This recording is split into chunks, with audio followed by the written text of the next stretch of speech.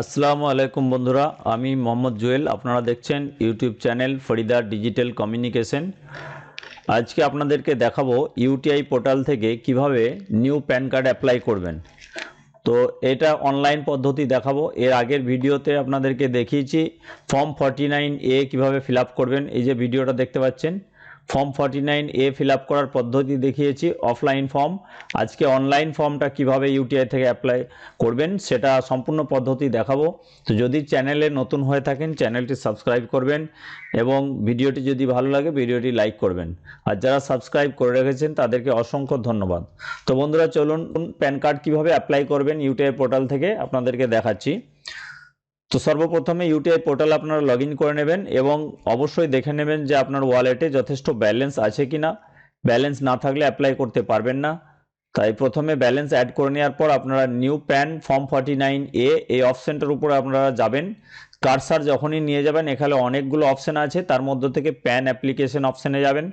তারপর ডান দিকে যেটা দেখতে পাচ্ছেন application for allotment of pan, এই অপশানে ক্লিক করতে হবে।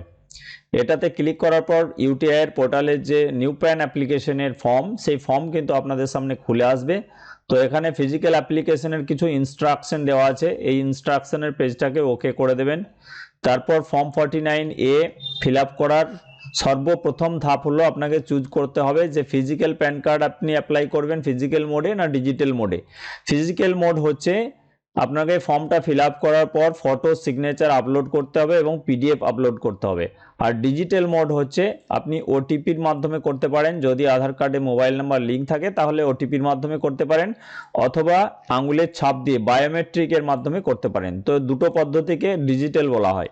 তো আমি ফিজিক্যাল মোডে অ্যাপ্লাই করব, ঠিক আছে। ফটো সিগনেচার ক্রপিং এবং পিডিএফ আপলোড করে করব। তারপর দেখুন এখানে আর কিছু ক্লিক করবেন না। ফিজিক্যাল মোড করার পর নিচের দিকে চলে আসবেন, স্ট্যাটাস অফ দ্য অ্যাপ্লিক্যান্ট। এখানে স্ট্যাটাস অফ দ্য অ্যাপ্লিক্যান্ট অবশ্যই ইন্ডিভিজুয়াল করবেন, ঠিক আছে, কারণ পার্সোনাল প্যান কার্ডের জন্য ইন্ডিভিজুয়াল হয়। তারপর আপনার এখানে পরের কলামে আছে whether you are from defence NRI category, non resident Indian যেটা এনআরআই, আপনি কি ডিফেন্স থেকে বা আপনি নন রেসিডেন্ট ইন্ডিয়ান, তাহলে এখানে অবশ্যই নো অপশনটা টিক মার্ক করবেন, ঠিক আছে। আর যদি ডিফেন্স থেকে হয়ে থাকে তাহলে ইয়েস করবেন, কিংবা নন রেসিডেন্ট ইন্ডিয়ান যদি হয়, অত ভারতীয় কিন্তু ভারতে বাস করে না বিদেশে আছে, সেক্ষেত্রে এনআরআই ক্যাটাগরির মধ্যে পড়ে, তো তখন ইয়েস করবেন। তাছাড়া হামেশা এটা নো অপশন থাকবে। তারপর pan card mode, pan card mode আপনার এখানে দুটো মোড আছে, একটা হচ্ছে বোথ ফিজিক্যাল প্যান কার্ড এবং ই প্যান কার্ড, আর একটা মোড হচ্ছে অনলি ই প্যান কার্ড, ঠিক আছে। তো যদি প্রথম অপশনে ক্লিক করেন তাহলে ইমেলে প্যান কার্ডের কপি আসবে, ই প্যান কপি, এবং বাড়িতেও প্যান কার্ড আসবে ফিজিক্যাল প্যান কার্ড যেটা বাই পোস্টের মাধ্যমে। আর যদি দ্বিতীয় অপশনে ক্লিক করেন তাহলে শুধুমাত্র ইমেলে প্যান কার্ড আসবে, আপনার বাড়িতে প্যান কার্ড আসবে না, এবং সেক্ষেত্রে চার্জটাও কম আছে, চার্জটা আপনার 65 অ্যারাউন্ড এরকম কাটবে, ঠিক আছে। আর যদি ফিজিক্যাল প্যান কার্ড করেন তাহলে গভর্নমেন্টের যে চার্জ আছে সেই চার্জটাই কাটবে নতুন প্যান কার্ডের। এগুলো সিলেক্ট করার পর সাবমিট অপশানে ক্লিক করা হবে। সাবমিট অপশানে যখন ক্লিক করবেন এখানে একটা রেফারেন্স নাম্বার জেনারেট হবে, এই রেফারেন্স নাম্বারটা আপনারা কপি করে রাখবেন, ঠিক আছে।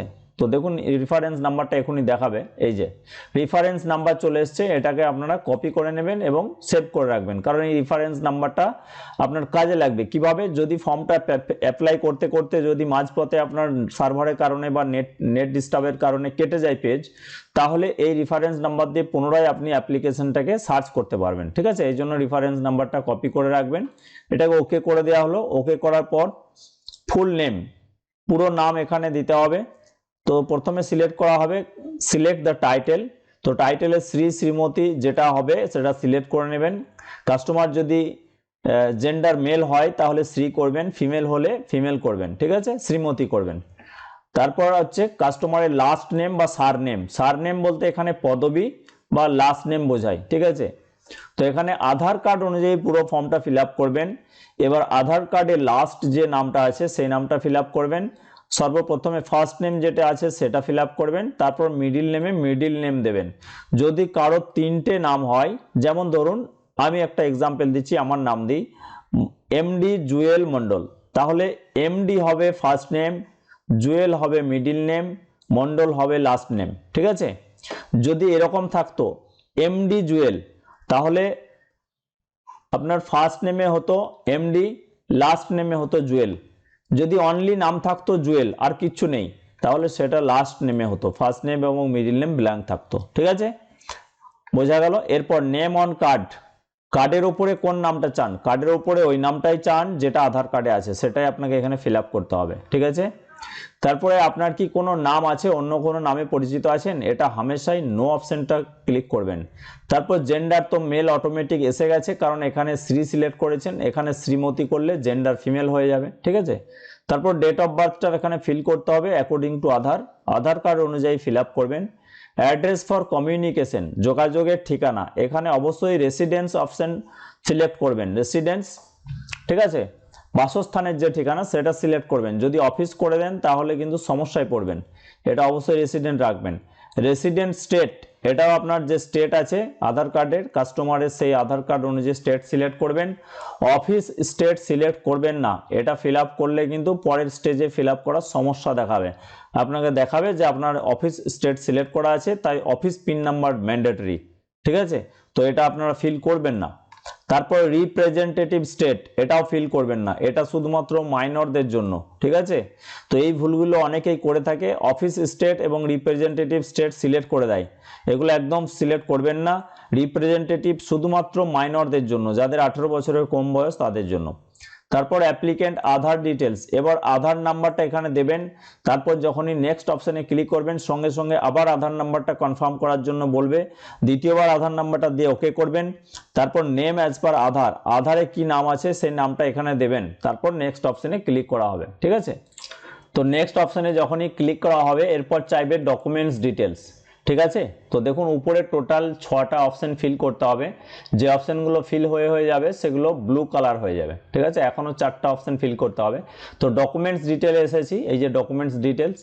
এরপর ডকুমেন্টস ডিটেলসে আপনার চাইছে which of this documents are you submitting as an identity proof, পরিচয় প্রমাণ হিসেবে কি ডকুমেন্টস দিচ্ছেন। তো অবশ্যই আধার কার্ড দেওয়া হচ্ছে, কারণ আধার কার্ড ছাড়া প্যান কার্ড অ্যাপ্লাই করা যাবে না, আপনি যে রাজ্যেরই হন না কেন আধার কার্ড ম্যান্ডেটরি প্যান কার্ড বানানোর জন্য। ঠিক আছে, আগে অনুমতি ছিল আসাম এবং মিজোরাম, জম্মু কাশ্মীর এই 3টে রাজ্যের জন্য আধার ছাড়া অন্যান্য ডকুমেন্টস দিয়ে প্যান কার্ড অ্যাপ্লিকেশনের সুযোগ ছিল, কিন্তু বর্তমানে অল ওভার ইন্ডিয়াতে আধার কার্ডের কাজ প্রায় কমপ্লিট, সেই সূত্রে আধার কার্ড ম্যান্ডেটরি হয়ে গেছে প্যান কার্ড বানানোর জন্য।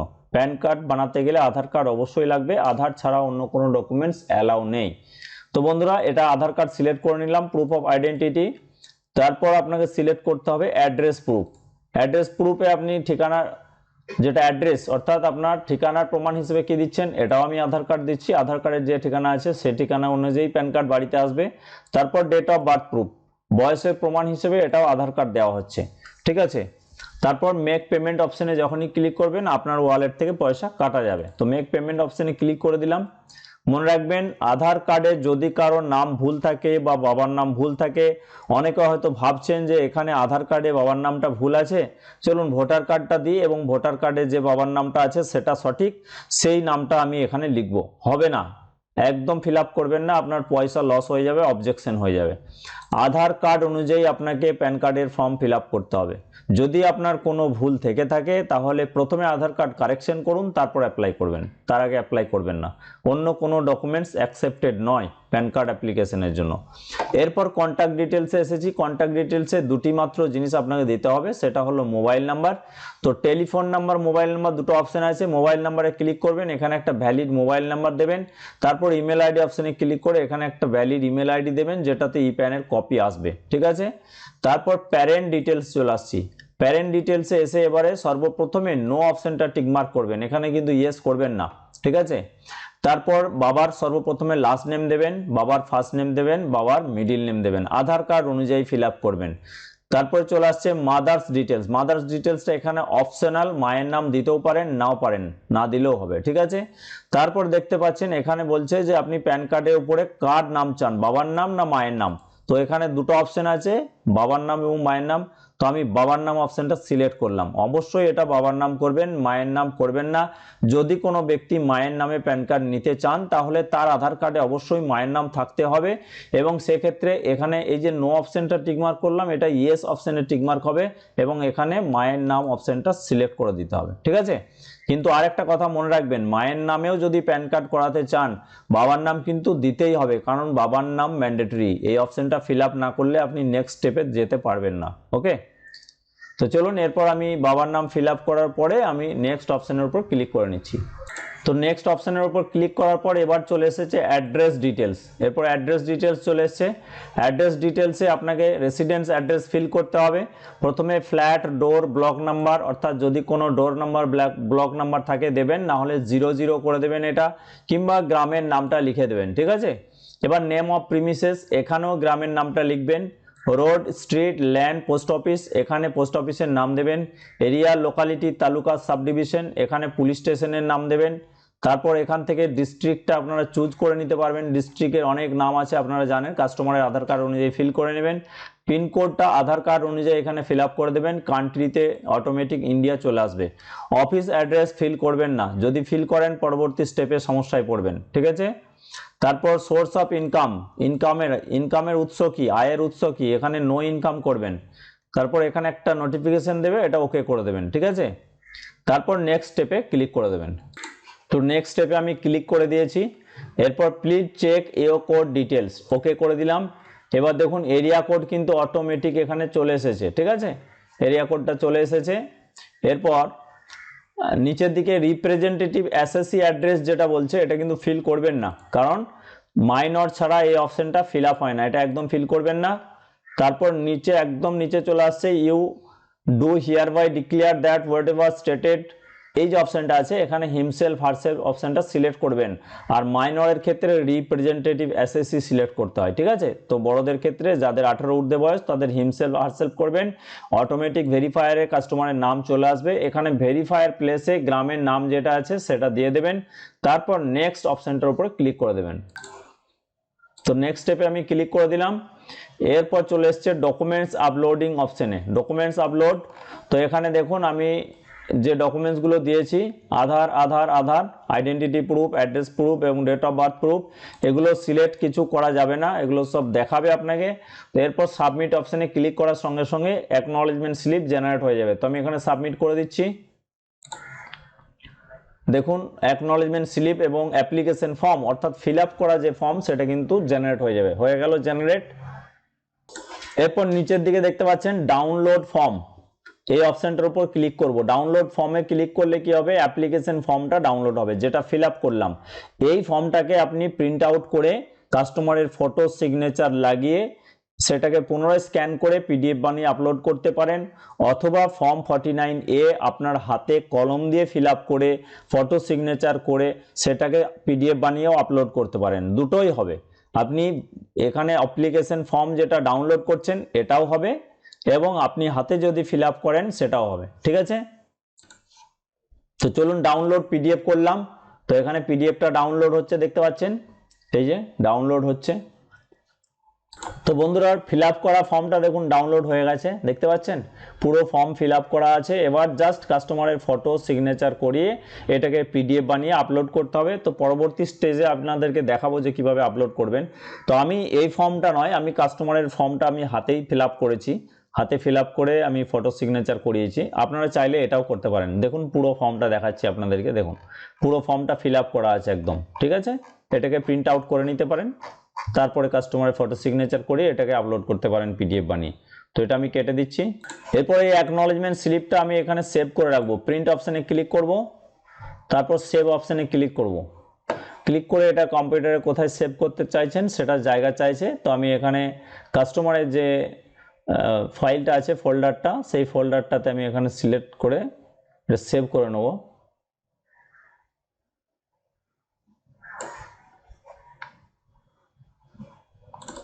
এই ফোল্ডারটাতে আমি সেভ করে নিচ্ছি। ঠিক আছে, তো আমার এটা সেভ হয়ে গেল, ফর্ম ডাউনলোড হয়ে গেল। আমি জাস্ট এটাকে ক্লোজ করে দেবো।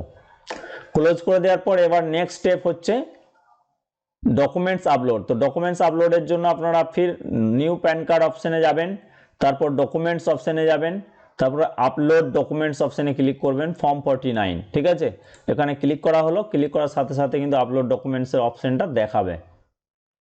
তো দেখুন এখানে আপলোড ডকুমেন্টস অপশানে চলে এসেছে। তো দুটো অপশান আছে, upload and crop and upload. তো যদি আপলোড অপশানে ক্লিক করেন তাহলে ইউটিআইএসে পুরনো পোর্টাল আগে যেটা ছিল আপনাকে পিডিএফ আপলোড করতে হবে, ফটো আপলোড করতে হবে, সিগনেচার আপলোড করতে হবে, আলাদা আলাদাভাবে করতে হবে। এটার জন্য অনেক ব্যয়বহুল, সময় সাপেক্ষ। তো এই সময় সাপেক্ষ কাজ না করাই ভালো। আপনারা যেটা লেটেস্ট ক্রপ অ্যান্ড আপলোড সেই অপশানের উপর ক্লিক করবেন। তো চলুন এটার উপর ক্লিক করে নিচ্ছি। ক্লিক করার পর দেখুন এখানে পিডিএফটা আপলোড করতে বলবে, অর্থাৎ যে পিডিএফটা কাস্টমারের ফটো সিগনেচার করানোর পর বানানো হয়েছে। এখানে কি কি আপলোড থাকবে, পিডিএফটাতে থাকবে আপনার প্রথমে অ্যাকনলেজমেন্ট স্লিপ, তারপর থাকবে আপনার অ্যাপ্লিকেশন ফর্মের ফার্স্ট পেজ, তারপর সেকেন্ড পেজ, তারপর আধার কার্ড। তবে একটা কথা মনে রাখবেন, প্রত্যেকটি পেজে কুপন নাম্বার লিখে দিতে হবে। এটা এখন নিয়ম হয়ে গেছে, যদি না লিখেন তাহলে কিন্তু আপনার অ্যাপ্লিকেশন অবজেকশন হতে পারে। ঠিক আছে, প্রত্যেকটা পেজে কুপন নাম্বারটা কলম দিয়ে লিখে দেবেন। তো এরপর আমি আপলোড অপশানে ক্লিক করব, ব্রাউজ অপশানে ক্লিক করব। ব্রাউজ অপশানে ক্লিক করার পর পিডিএফটা আমি এখানে আপলোড করে নিচ্ছি। তো চলুন পিডিএফটা আপলোড করে নিচ্ছি। তো পিডিএফটা আমি এখান থেকে আপলোড করে নিচ্ছি। ঠিক আছে, এবার আপলোড পিডিএফ বলে যে অপশানটা আছে এটার উপর ক্লিক করবেন, আপলোড পিডিএফ ফাইল। ঠিক আছে, তো এটা আপনার নেটের উপর স্পিডটা ডিপেন্ড করবে। যদি নেটের স্পিড ভালো থাকে তাহলে আপলোড তাড়াতাড়ি হয়ে যাবে, না হলে একটু টাইম লাগে। তো দেখুন ডকুমেন্টসগুলো একের পর এক এখানে সব চলে আসবে পিডিএফটা আপলোড করার সাথে সাথে। প্রথমে অ্যাকনলেজমেন্ট স্লিপটা এসে গেছে, এরপর বাকি ডকুমেন্টসগুলো এখানে আপনার দেখাবে। এরপর অ্যাপ্লিকেশন ফর্মের ফার্স্ট পেজ, তারপর সেকেন্ড পেজ, তারপর আধার কার্ড আসবে। দেখুন ফার্স্ট পেজ এসে গেছে। তো দেখুন বন্ধুরা এখানে টোটাল 4টে পেজ কিন্তু এসে গেছে। তো 4টে পেজ এসে গেছে। এবার আপনাদেরকে যেটা করতে হবে, upload photo and signature application number 8। ঠিক আছে, এই অ্যাপ্লিকেশন নাম্বারের আন্ডারে আপনাকে ফটো এবং সিগনেচার আপলোড করতে গেলে এই যে ফর্মের যে পেজটাতে ফটো এবং সিগনেচার আছে এই পেজটার উপরে একটা ক্লিক করবেন মাউস দিয়ে। ঠিক আছে, তো ফটো সিগনেচারের জন্য আমাকে প্রথম পেজে ক্লিক করতে হবে। এরপর ফটোর জন্য প্রথমে আমাকে কি করতে হবে, দেখুন এখানে লেখা আছে রোট ইমেজ ইফ রিকোয়ার্ড। যদি আপনার প্রয়োজন হয় তাহলে ইমেজটাকে ঘোরাতে পারেন। এখানে ঘোরানোর অপশান আছে, দেখতে পাচ্ছেন, রোট লেফট, রোট রাইট, এভাবে আপনি ঘোরাতে পারেন। ঠিক আছে, দেখা যাচ্ছে আপনার সিগনেচারটা অনেকটা হেলিয়ে করেছে, সেক্ষেত্রে আপনি এটাকে লেফটে একটু রোট করে দিলেন, ঘুরিয়ে দিলেন সোজাসুজিভাবে ক্রপ করার জন্য। আর তারপরে বলছে and mark crop area on image and click on crop image. ঠিক আছে, বলছে আপনি আগে মার্ক করুন যে অংশটা ক্রপ করতে চান, তারপর ক্রপ ইমেজ অপশনের উপর ক্লিক করুন।